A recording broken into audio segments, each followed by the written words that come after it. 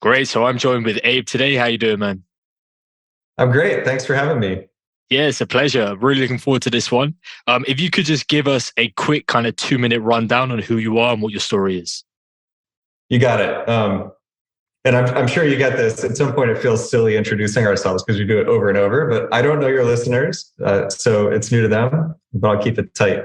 So I'm here investing in robotics. I'm general partner at AlleyCorp Robotics, a fund focused on early stage investing in the space. But a year ago, I wouldn't have called myself a robotics person.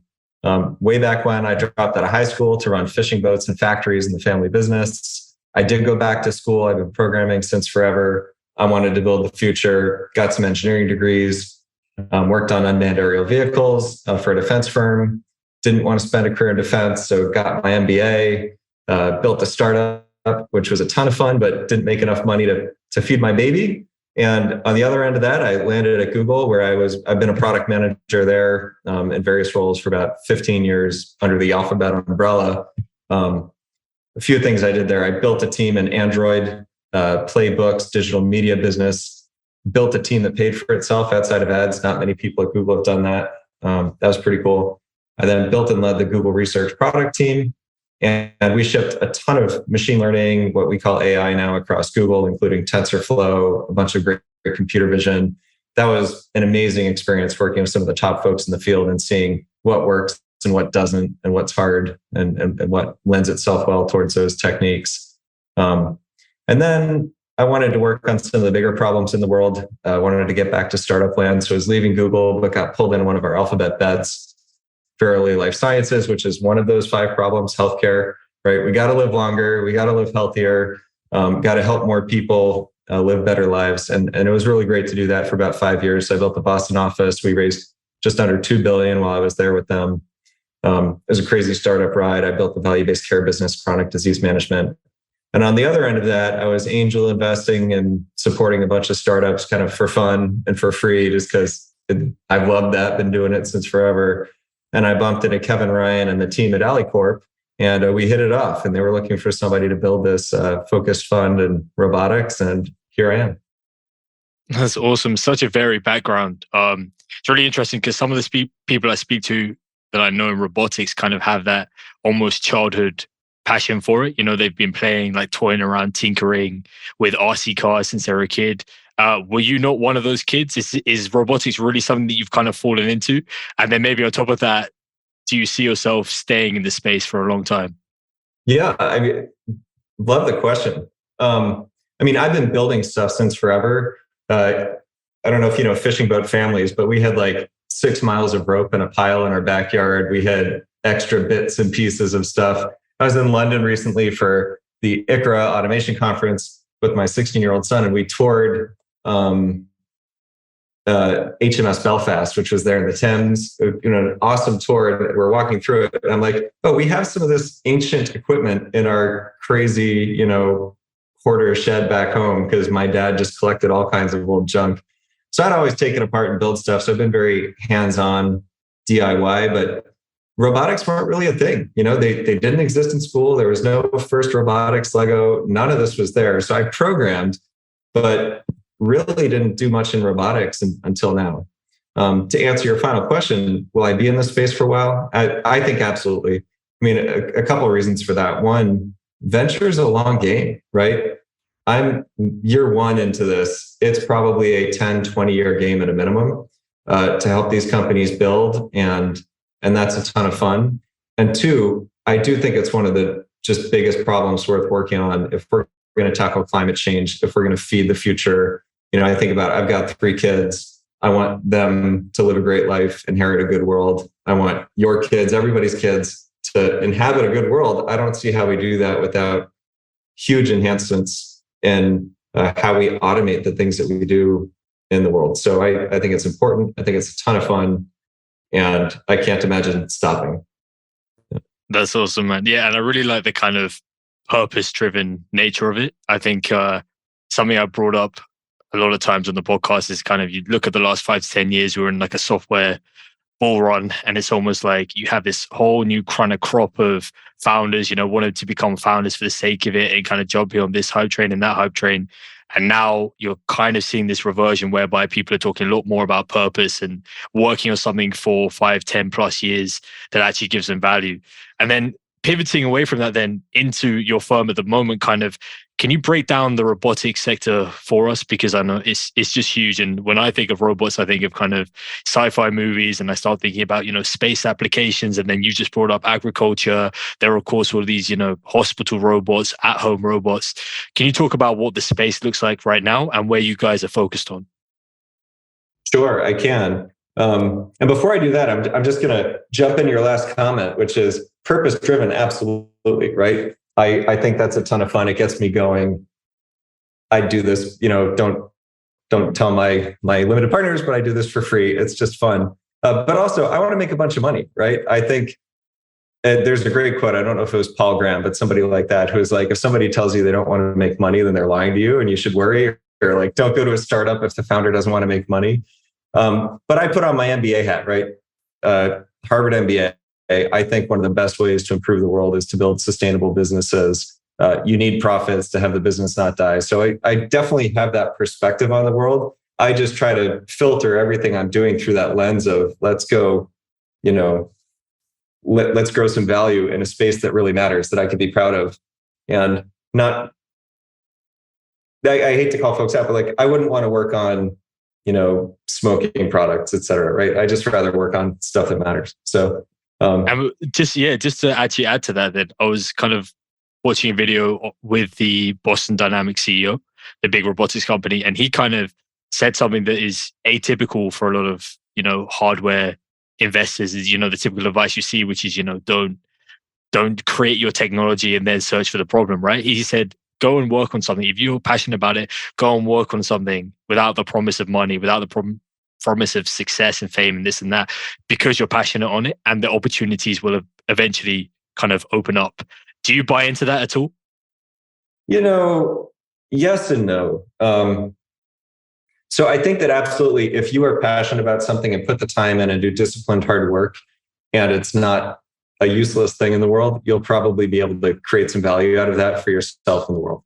So I think absolutely that's true. At the same time, I think, and I've seen this throughout my own life, I think that we can become passionate about almost anything, right? Any human is interesting if you talk to them. Any problem in the world, no matter how mundane it is, can become interesting. And I forget who it was, but somebody talks about how people use, like, it was an amazing founder I met. They were like, people talk about how watching paint dry is one of the most boring things. But they were like, but I actually learned a lot about watching paint dry, and I built an amazing business out of it. It's just, anything's cool if you get into it. So this is where I like to do a top-down assessment of what does the world need, right? What are problems in the world worth working on? And, because my passion, right? I got into programming because I like video games. I could happily sit and play video games forever. That's probably not going to help the world a ton, but it got me into programming.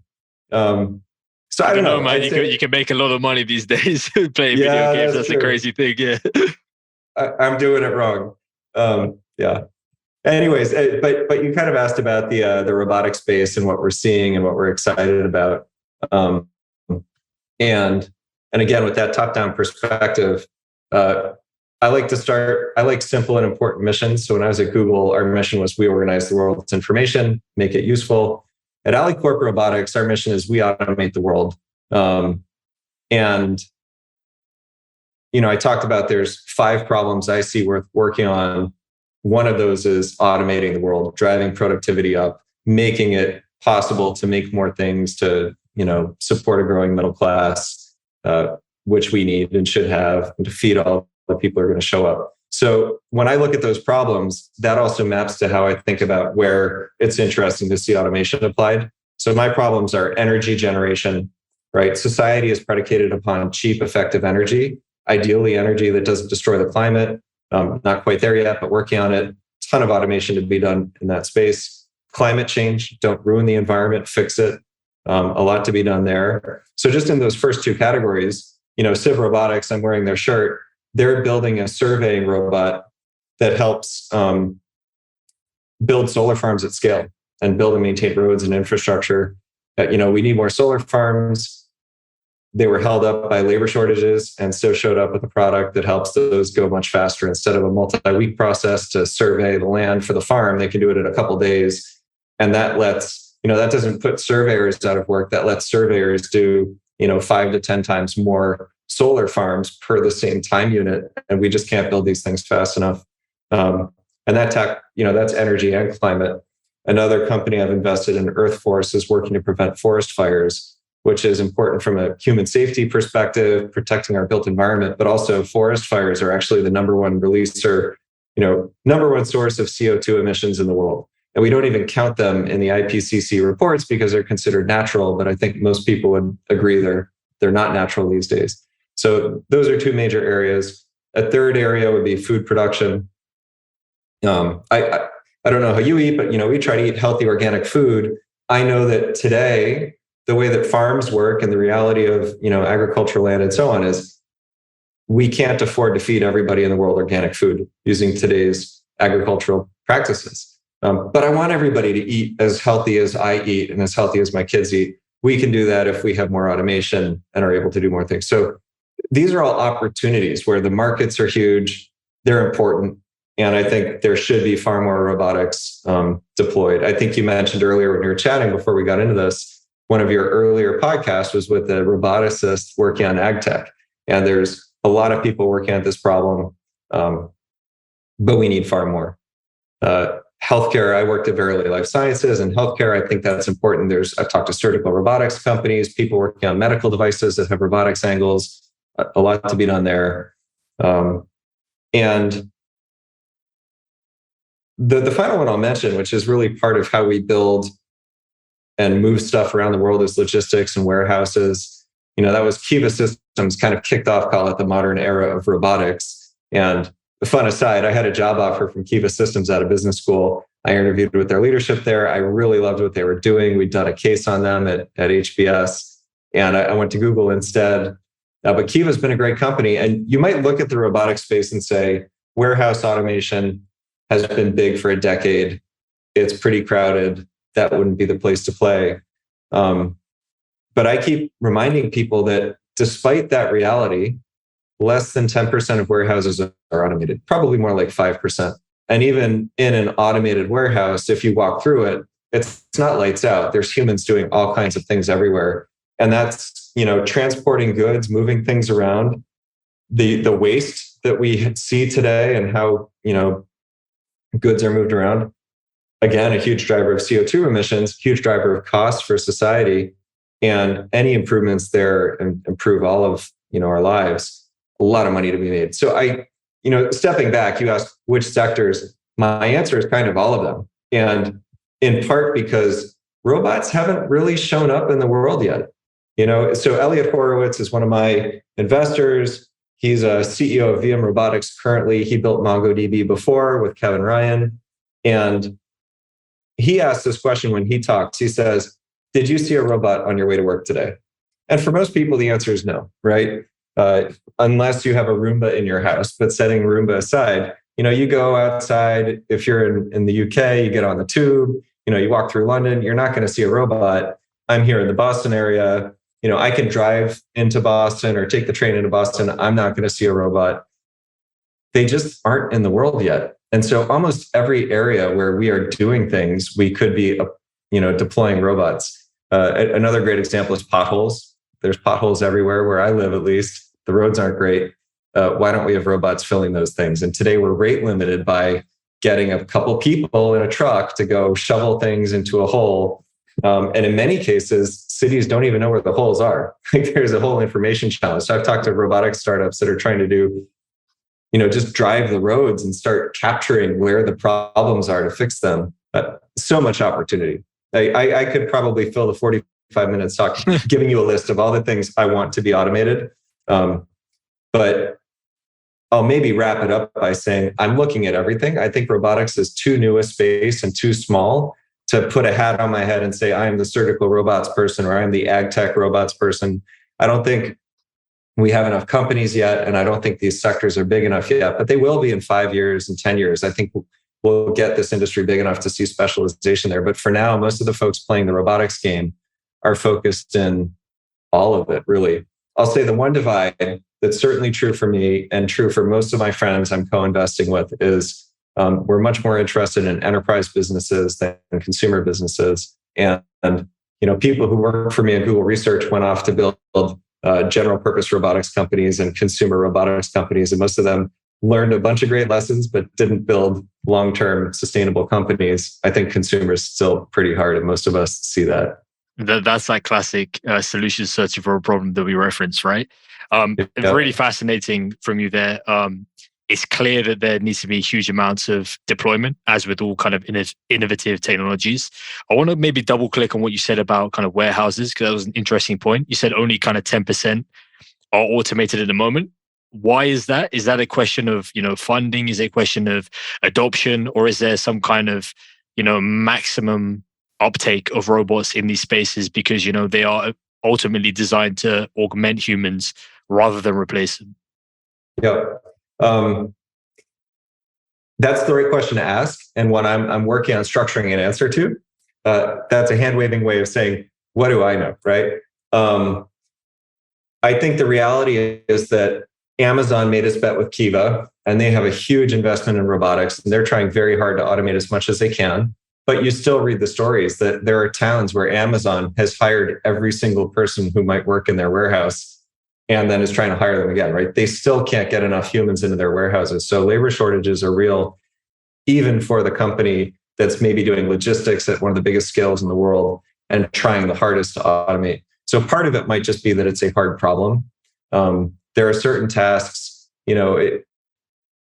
examples I've heard include when you get a crate off the back of a truck, right? And going back to my family business, I've driven forklifts, I've loaded trucks, I've driven trucks, I've managed warehouses.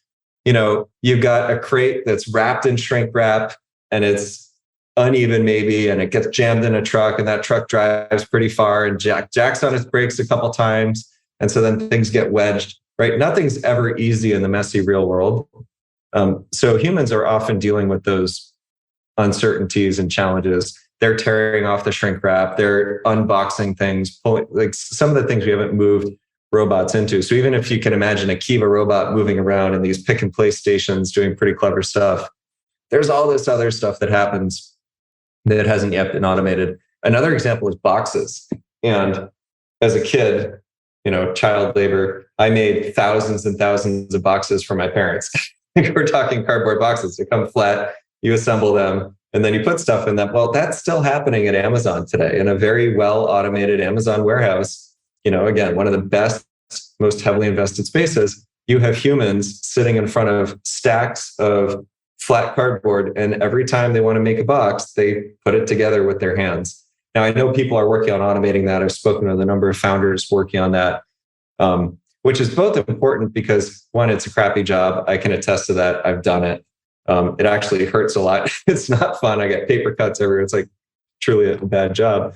But two, we wind up shipping air everywhere, right? That's actually a climate change problem because these boxes are standard sizes. The things that go in them don't fit perfectly. So as we think about automating that, one, you can free up the humans doing that to do better stuff. And two, you can ship less air, which means that every bit of fuel that we spend or electricity we spend moving stuff around is more efficiently used. So there's just wins everywhere. And that's at the most heavily invested top of the line space.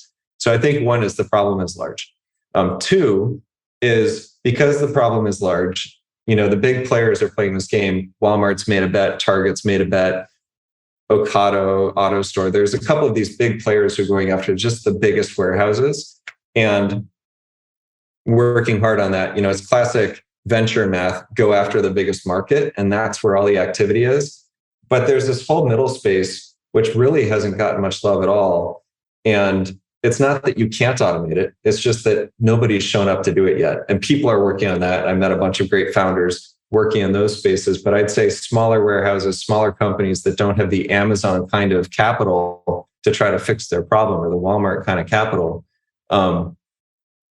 are just now being able to take advantage of some solutions that are showing up for them. Yeah, that's a really interesting point there. I kind of want to lead into the classic invest the question of why now. So I want to kind of understand for myself and for the listeners where exactly we are on the kind of robotics adoption curve, and what are the drivers of this. So for example, off the top of my head, you would look at things like semiconductor compute power would maybe be a driver into accelerating adoption of robotics, and maybe would help get the cost down. Can you think of any other reasons as to why is the best time now to jump into robotics? You bet. So stepping back, right, it's the right question. Why is this the moment for robotics? Because people have talked about robots for decades. And people have made the contention that now is the moment for robots a number of times. I think it actually is now. I think we're early, but not too early. And that's because a number of things have changed across hardware, software, and labor, right? Those are three major trends that have each gotten to a point where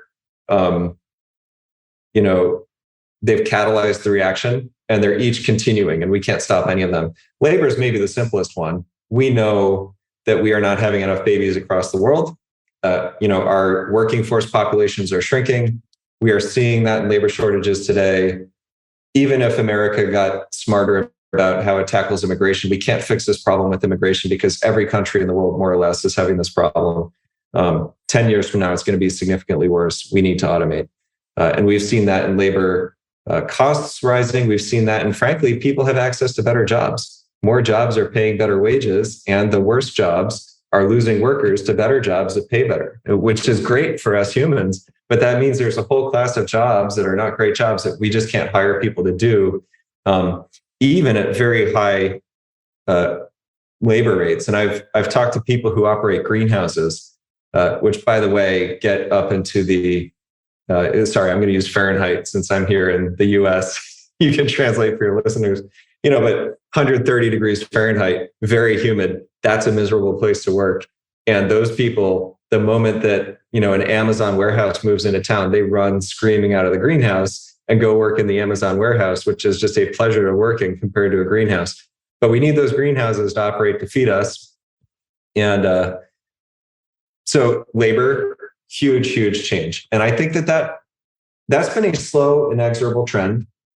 I think it got to a maybe inflection point with COVID. But I don't think that it's a COVID bump, if you will. It's just reality, as people are able to work in better places, and a number of jobs people are struggling to fill. Hardware costs have come down. I think not quite in order of magnitude in the last decade, but getting there. Certainly 5x. It used to cost $100,000 for a robot arm. Now you can get a robot arm for $10,000 that does more or less the same thing. Certainly high quality robot arms are $30,000, not $100,000. And what that means is that most people making business investments want to see a return on their investment in half a year or a year, maybe 2 years at the outset. If you have a very expensive bunch of machinery, that can just push that equation out. It takes me 3 years to get paid for putting this robot into production. I'm not going to do that. But if I can, as a business owner, make my money back in 6 months or a year on a robotic deployment, I'm going to do that all day long. And I see that with my successful companies, Dexi, which is doing a salad kitting. It's one of our portfolio companies. They've been running successful pilots. They've finally proven, beyond a shadow of doubt, that when they put their robot into a production commercial kitchen, they are going to return for every dollar that they, take in, many dollars back to the person deploying the robot. And again, those people are struggling to feed, in some cases like hospital systems, struggling to feed their patients and their caregivers because they can't get the labor to show up and construct these salads in kitchens. So instead they have, ordered out food, which is never as good. So it's like a better product. It makes money for the person deploying the robot. And it's, of course, making money for our portfolio company. But that wouldn't have been possible 10 years ago if the arms were 5x more expensive. So it's possible now. And continuing with that example with Dexi doing salad construction, they're using computer vision to figure out how much salad to scoop and how to assemble this really well-built salad. We wouldn't call it AI the way that people talk about generative AI, but it's really hard AI. It's, pretty significant computer vision, neural networks, stuff stuff that we were building when I was at Google Research, and we published and open sourced, and now lots of people are building on it. Well, these have enabled this cheap hardware to do things that 10 years ago they couldn't. So the team at DexAI has done some pretty, heroic things with AI, but these techniques are available to everybody. And that lets you have this system run at high reliability over time to do this job. So those three things come together to make a robotic system able to be built and deployed in the world in a way that is robust and reliable, in a way that you just couldn't 10 years ago. I was at ICRA earlier this week. I was actually out in London, had a great time. And I was catching up with some Google DeepMind and Google Research, old friends and new friends at the conference. And we were chatting about exactly this.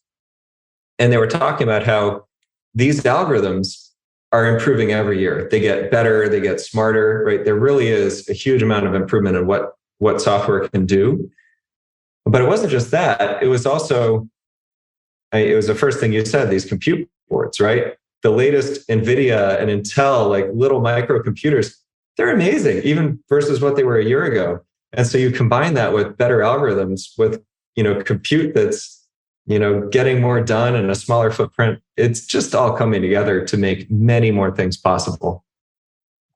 That's a really interesting point. Do you see kind of these many more things being done by a singular robot? Or do you think the robots will still be very much siloed into their use cases, whether that be agriculture, warehousing, etc.?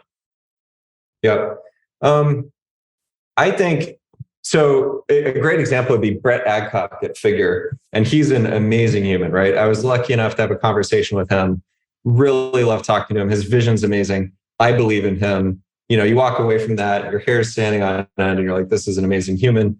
If anybody can solve this problem, he can. So, there's a lot of energy around humanoids right now, and we need that, right? In hundreds of years from now, there will absolutely be humanoid robots doing amazing things in the world.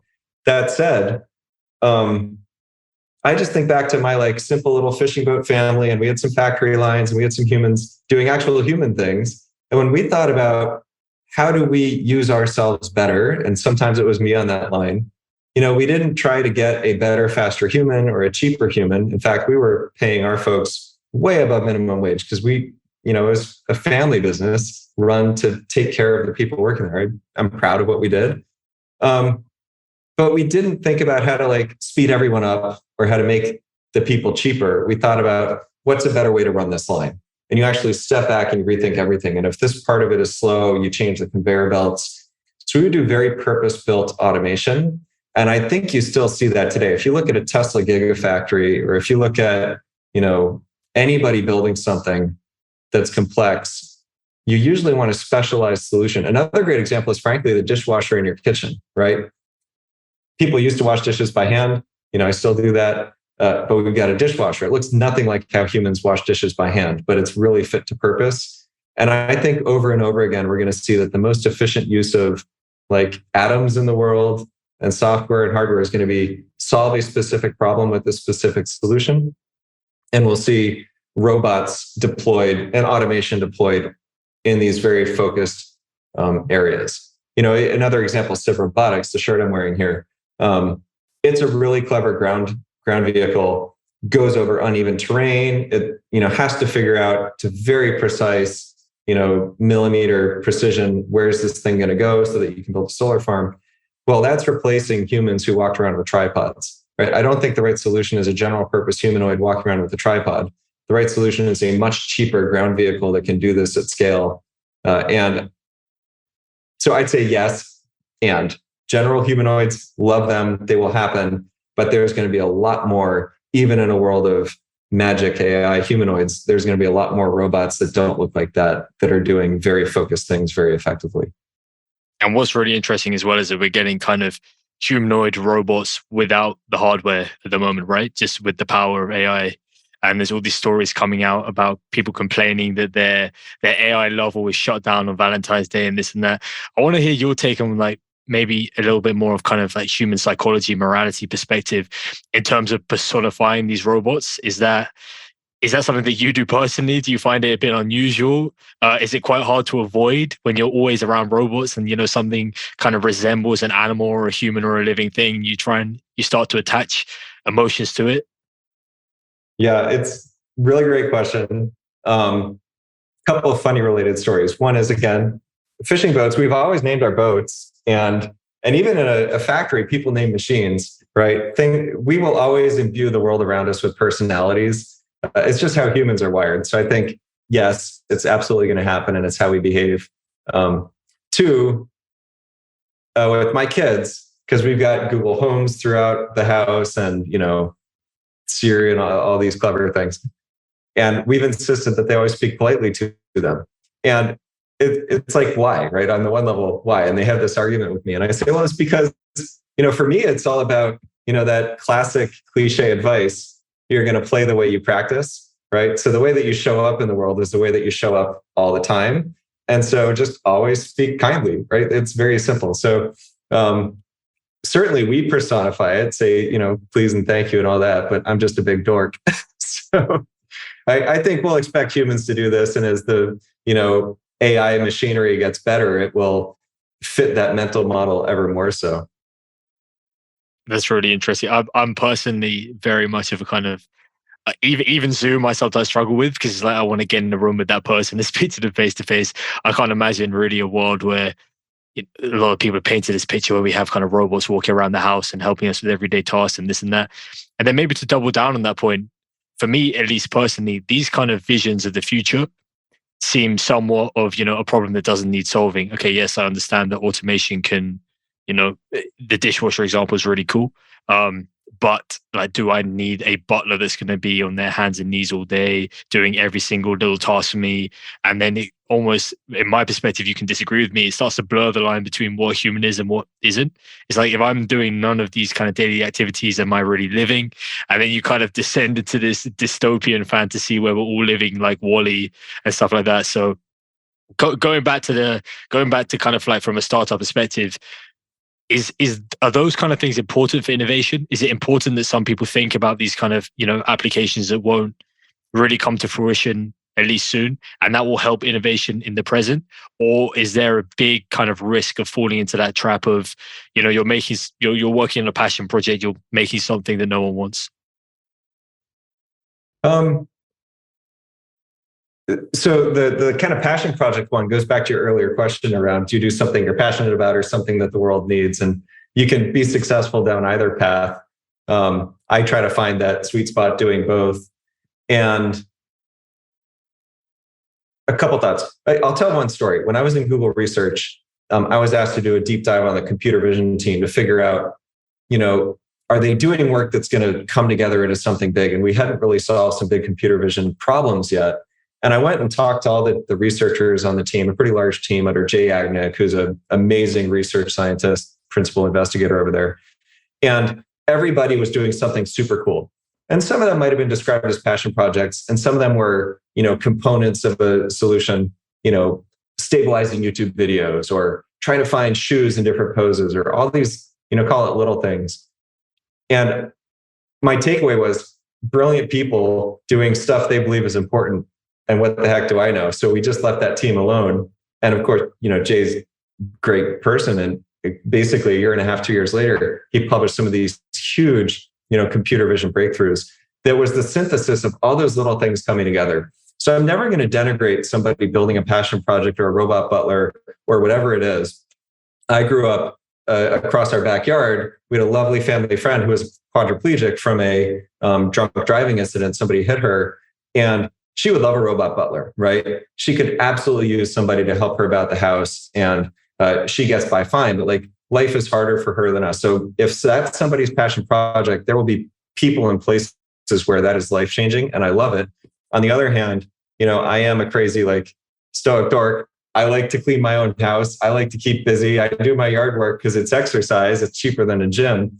At the same time, I'd love a robot lawnmower, and there's a whole bunch of people where that works for them. So I think, again, I just think the world is almost infinite in terms of what it needs. I'd still, when I'm thinking about teams to back, I'm going to look for people doing something that's a really big, important problem at societal scale, something that's going to prevent death, right? So something that's going to free humans up from what we would consider drudgery.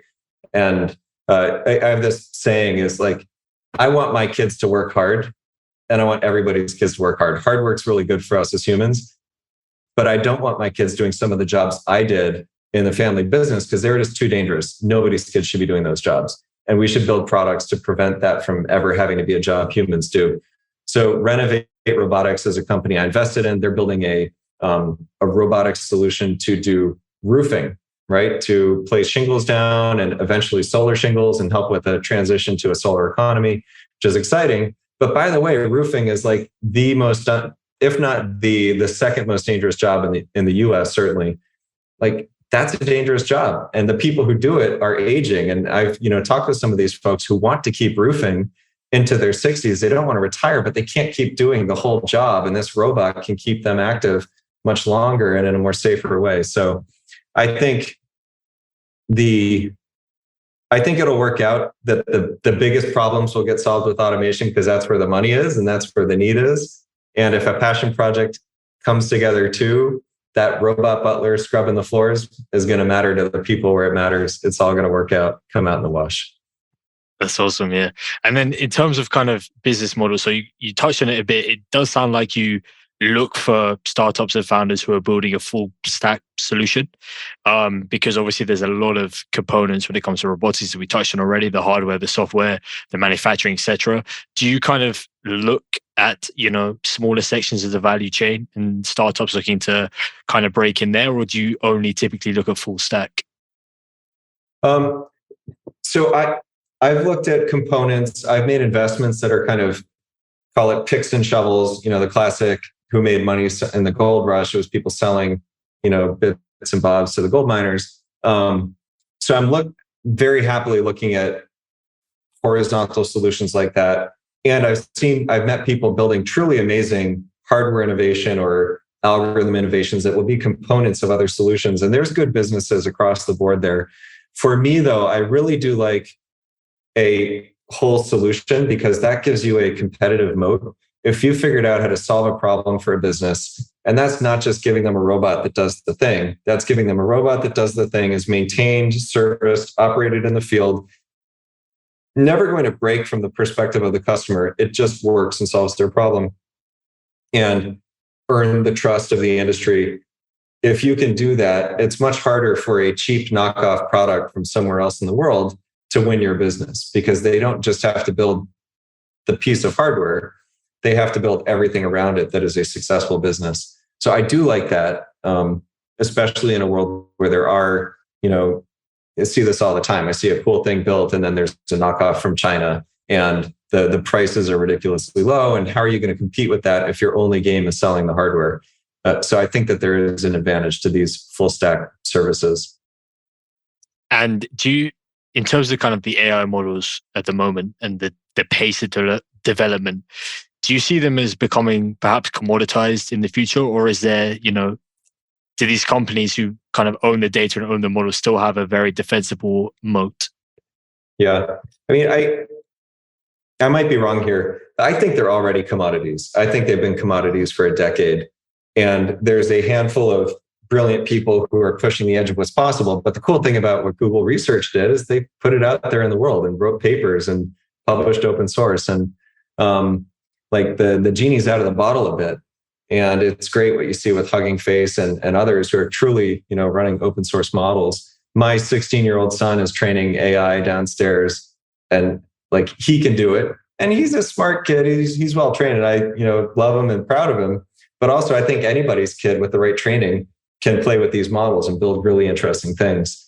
And I think what's harder to do is to have a place in the world to bring the model and something meaningful to do with it and building up the data set and training data on that. But even so, when I got started in 2012 on AI, Google was doing well in AI and leading the pack because we had, huge data sets, YouTube, Google search, like you name it, these huge data sets that would feed the machine and make it really smart. Well, nowadays you can get by pretty well with just a couple thousand samples. 10, 20,000 samples gives you a really high quality model. And that's not too expensive to create. You can train pretty meaningful models for thousands of dollars. It's attainable for the average entrepreneur. Is there proprietary, better than everybody else things that big companies with lots of investment dollars can have? Yes. But I already think that there's a huge number of possible applications of today's commodity models to do really interesting things in the world. And we just need people to show up and build the businesses around them.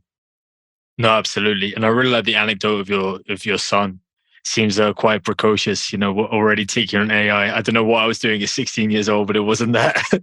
I was getting in trouble, and he's much better than I am. Yeah, exactly, right? I mean, let's not go back there, but it's a really interesting one because, say I'm a maybe 16-year-old, 18-year-old young person who is interested in kind of getting into the robotic space. Maybe I have some technical background. I know how to code a little bit. How do I break in? Is it as simple as kind of picking up a Raspberry Pi or Arduino board and start tinkering around? How should I go about it? Yeah, to get into AI, all you need is a laptop, really. And probably there's even a ton of free resources online for just, write some Python in a web notebook and do some cool stuff. So I think that's accessible to anybody for the price of $0. To get into robots, it's a little more tricky because you need some hardware, and hardware is, not cheap, even though it's cheaper than it was. VM Robotics, which is building a new operating system for robots, they've got this little rover that you can get for a couple $100 and get up and running and play with. And it kind of does all the basics as, Raspberry Pi plus VM rover, and you've got a machine that you can play with. Super cool. But by the way, if that's too much for you, they also have an online playground where you can sign in and control over the internet a VM rover on the ground inside a little literal sandbox without the sand, and just play with this thing. So anybody can do it. And then there's all kinds of consumer equipment, Lego robots, and so on. Many kids get started in robotics with Lego robots, which is a nice on-ramp. And you can do some pretty cool basic stuff. You follow the program, it's in the kit. But also you can, by the way, just write Python for that and do some pretty serious robotics programming with those machines. So I think the starting point on the robot side is easier than ever. And if I've got a kind of soapbox I stand on and shout about, I think robotics has been too much in the domain of the roboticists historically, right? I went to Worcester Polytech for my master's degree. They had one of the first robotics master's program, I think the first master's program in robotics undergraduate program, and one of the first PhD programs. So they've been doing this forever. They're in the Boston area. Phenomenal school. I love them. And still, I think it's the case that robots are still for the roboticists, the mechanical engineers, the computer engineers, the electrical engineers, and not so much for the computer scientist side of the house. And I think that you can go through a whole computer science curriculum without really hearing about robots and hardware. And I think that needs to change, because there's many more computer scientists minted every year, and many more of them in the world, probably 30 million or so computer scientists who can write software. A much smaller portion of people who can, have been trained in robots and hardware. But every one of those computer scientists can actually do really interesting things with robots today if we tell them about it and get them onboarded. And most of them are probably playing with Raspberry Pi, to your point, right? Most of them have played with these things. It doesn't take too much more to put it into a robot system that has an impact on the physical world around you. No, absolutely. And then if we go kind of specifically to startups, if I'm a first-time founder in robotics, what kind of one piece of advice would you give to me? My one piece of advice is the same advice I would give to earlier me with my first startup, especially for the engineer, right? I'm your classic introvert engineer. I love to go heads down. I love building things. I do love those passion projects. And if you leave me alone, I'm just going to go do that, build something really cool that's hard to do and works for me, and hope there's a market for it. I think in general, that's probably a good way to build something cool that doesn't impact the world, which was my first startup. Though actually, maybe there could have been a big win there. It's an important space. But I would say become customer obsessed, especially for the engineer. Go out and aim to talk to 50 customers in the space that you think that you might be impacting with your solution. And this is beyond just robots. Anybody starting a company should do this. If you can talk to 50 people who might buy your product one, you actually might find a few of them to pay you money, and revenues are the number one thing that keeps a company alive. And two, they're extremely addicting. If you can earn revenue, you can build a business and you'll get pulled down the right path. But two, if you talk to 50 customers, you will learn, you'll synthesize some thoughts. You'll see that your idea was right-ish, but needs to adapt. You can do the pivot before you've built a year and have to pivot after having burnt a lot of money. You can find the thing that matters. And too many engineers who are capable of building amazing things and also are capable of talking to 50 customers are never going to talk to 50 customers. So like, if you can go do that, you will be, you will outcompete every other engineer who talks to 3 customers, like sees confirmation bias, hears what they want to hear, and keeps building what they want to build. So I think that that's a real divide that is accessible to anybody if they put the work in, and almost the scariest thing to do. Yeah, it's such a problem that comes up time and time again. It's like what, maybe more traditional salespeople find so easy to do, and they kind of look at, more developers and think, you guys are working on crazy high-tech stuff. I couldn't even imagine myself doing that. They don't understand that many, many developers feel the exact opposite, right? And it goes back to that classic hardware problem of, I think you make a really good point about talking to customers. How do I go from kind of lab R&D to commercialization? And there's kind of perceived that there's this huge chasm. But I mean, the quicker you can get some kind of prototype or working, pilot stage bench size model in front of your customers that they can play around with and understand how it works and how it can add value, then you're probably well on your way to commercialization. Totally. And I feel like it's a cheat code that isn't always available, but if you can find it, you absolutely should. And I do meet founders who do this. They don't need to raise money because they went and talked to 50 people and they found 3 of them who will pay them money, and they're paying all their bills. And they, in some cases, even built up a team of 10, and every bill is paid and they're delivering value while building a product. Like, I love that. That's amazing. If you could do that, you should. And I think it's totally possible in this space, in part because it's underinvested in, underbuilt in. There's not enough capable people showing up and trying to build solutions here. Yeah. No, but yeah, that's really good insight, Abe. It's been a pleasure having you on. I think just to wrap up then, kind of, do you have any call to actions, maybe a specific sector or subsector that you want to get founders, looking into, and any founder operating in this, please contact me. Sure. So selfishly, I have 3 things to promote, and I'll land with that specific answer. The first thing is just build a robotics company. If you're a founder, if you know a market pain point that could be addressed by automation, like, go build a team around it and do it. I think it's much more feasible than most people understand it to be. And you can be early, but not too early. And that's how you can win big. And investors, come join us, right? We need more people in this space. Second, my portfolio companies are all hiring. I have a Substack for AlleyCorp Robotics. We'd love to have folks come read it and apply for jobs if you're interested. Doing really important work, tackling climate change, feeding the future, et cetera. We're doing it. And third, if you're building in the space, reach out, right? I just love talking to founders. And for me specifically, I think that there's a huge lab automation opportunity that I haven't seen a solution with robotics yet that excites me. So if you're building in this space, reach out there. And the other one is agricultural technology. It's super important. There's a bunch of people playing the game. And again, I haven't found something to do yet, but just love talking to founders in that space. And that maybe goes back to my passion area of like working in seafood, feeding the future, feeding people healthy food. I love it. I get excited about it.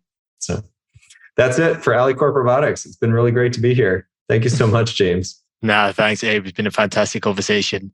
And yeah, best of luck with your future endeavors with AlleyCorp. You got it. We'll Thanks so come much. back at some point. Bye. No, for round 2, 100%.